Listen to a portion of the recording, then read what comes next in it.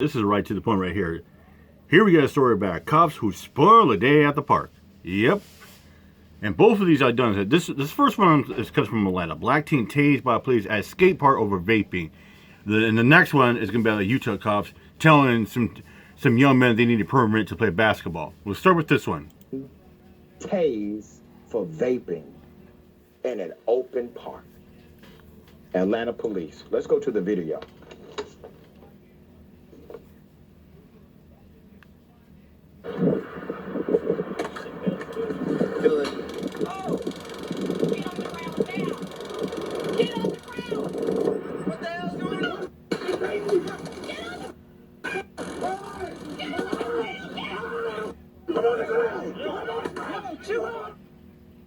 That's a child. That is a child. That's a young man. That's not an adult. That's a child. Child. I'm going to give you background to this. Police state they are reviewing the video to determine all the facts in their investigation. Let's put up a picture of the young man who was tased. His name is Terrion Fortson. Terrion is 17 years of age. Fortson told CBS 46 News that he was simply, and I quote, chilling at the park and had just hit his vape when the officer came up to him aggressively. Fortson was charged with disorderly conduct. The Atlanta NAACP is now involved. If you remember, I had the Atlanta NAACP president on Indisputable not too long ago, stand-up guy named President Richard Rose. In Atlanta, the police said, and I quote, the officer encountered the male, advised him of the law, and advised him he could not vape there. The male walked away and continued to vape. The officer approached the male again and requested his identification. In an effort to issue the male a citation, the male refused to comply and physically resisted the officer's efforts to detain him. The male continued resisting detention, and the officer eventually utilized her taser to detain him. After being tased, the male was placed into handcuffs without further incident. I got more, okay? That's what the police are saying. This is over vaping. Over vaping? In a park. In a park and a public, outside. It's a child. It's here, JCPenney Beauty.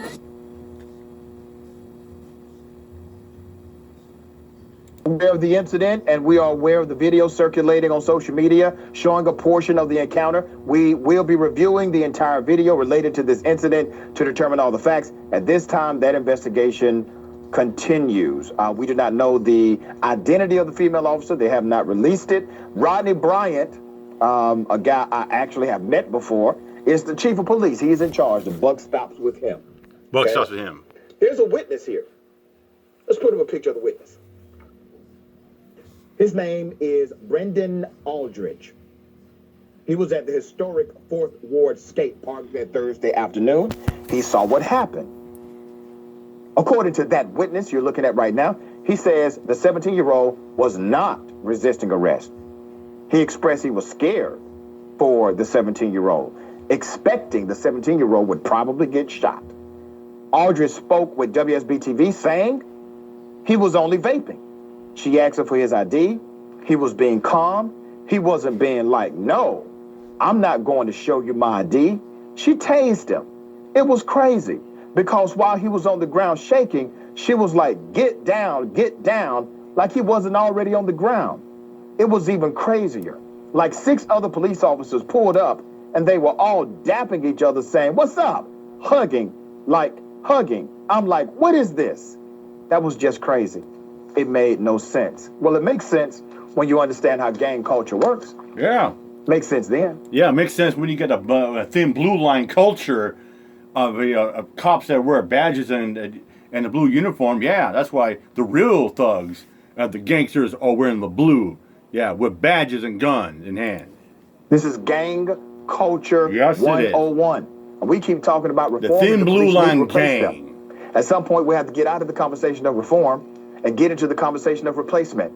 And let's stop acting as if police are your public safety methodology. People calling for, defund the dynamics. police. That's not it. Policing was never supposed to be your public safety plan.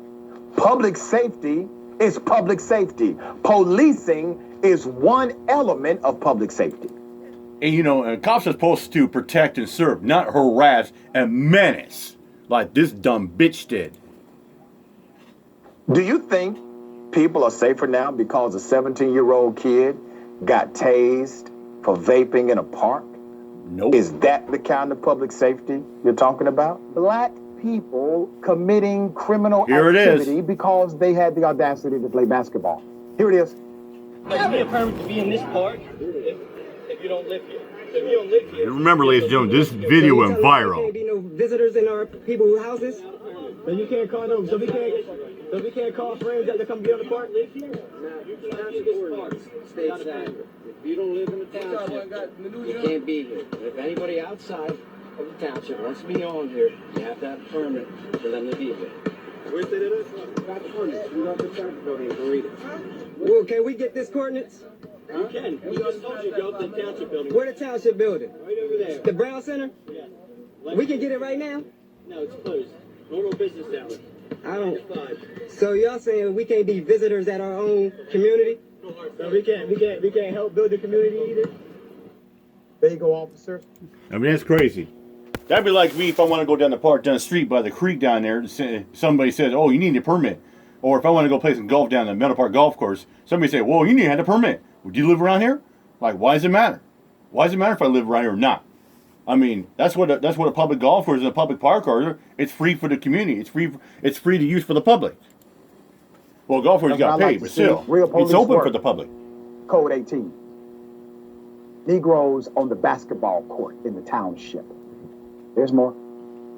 I know, but because you don't know what the ordinance is, it's not our fault. So if you ask for your ID and you don't live here, you have to leave. Otherwise, you're against the ordinance. So I guess we trespassing. Yeah, we trespass. So you saying we trespassing? Yeah. So you saying we trespassing? On a public park. On a public park. When there's benches, basketball hoops, swings, all that 9 yards. So are we trespassing? And it is true.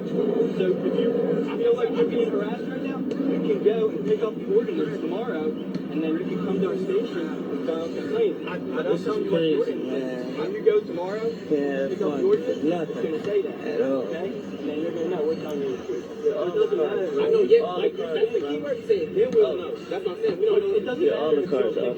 Right now. That's too much, man. Too much. For a bench warrant, they talk about bench warrant. Now we can't play on public courts. We can't play on public courts. Actually, it's insane, yeah. Like I said, that'd be like going me down the golf course. They want to get a bucket of balls and go to the drive range. You get a bucket of balls for about $3-4. Or better, how about this? Let's say I grab about 4 or 5 golf balls, grab my putter and pitching wedge. Let's say I go hit up the green, just a putt and pitch on the green. And somebody says, "Well, you can't be here." Like somebody, and they call the cops, "Well, you can't be here. You're trespassing." Like, what's this open? I'm punting. I'm practicing my putting and pitching. Like, well, do you live around here? Oh, you need to go permit. Oh, blah blah blah. Like, that's crazy. Damn shame. Put up Yeah. the picture for a mass of these cops. Check out these cops. These officers Yeah. basically said, you need a permit to play basketball. Oh, yeah. in the park." East Utah's finest officer, taxpayers at the finest, harassing people who are trying to play basketball. South Jordan, Utah. South Jordan, Utah. This is South Jordan's police emerging again police on social media. finest. We do Yep. not have a They're lot finest details of according the to nationwide police finest. scorecard. In the city of South Jordan, the racial disparities for low-level nonviolent offenses are as follows. Disparities in arrests for low-level offenses by race and ethnicity. Well, damn. Look, who's number one? Black people. Black people. Black people were 5.7 times more likely. The Latinx people were 1.9 times more likely. Latino. Likely to be arrested for low-level nonviolent offenses than a white person. Mm-hmm. Now, here are overall numbers of arrests reported from 2013 to 2021 for low-level and other arrests. Low-level We arrests have it and broken others. down by year. For 2021 U.S. Census Bureau data, the population of South Jordan was about 1,466, 7 per 80,139. 1,000 residents. And here's the percentage of arrest by type. Okay? 47% More from all the arrests for nationwide low-level police scorecard offenses. on Drug national percentage, racial disparities. Black 13%. people were arrested at a higher Violent crime, rate or higher 2%. rates than white people. in 90% of police jurisdictions reporting 100 or more arrests in 2020, including every police department with a jurisdiction of over 400,000 population, all of them, every single one of them. Though there were racial disparities in arrests in almost every jurisdiction, the most severe disparities tended to be found in smaller towns and cities. Over the 500 departments with the largest black-white racial disparities in arrests, 4 in 5 had a population fewer than 15,000. There you go. There you have it.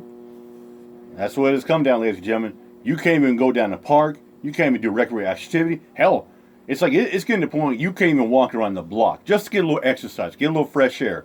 Or it's like it's getting so bad you can't even kick it outside, or just kick in your driveway or your patio without getting harassed by the police. It's insane. It's hypocrisy. It's asinine. Anyways, I'm out of here. Mike Drop. Peace out.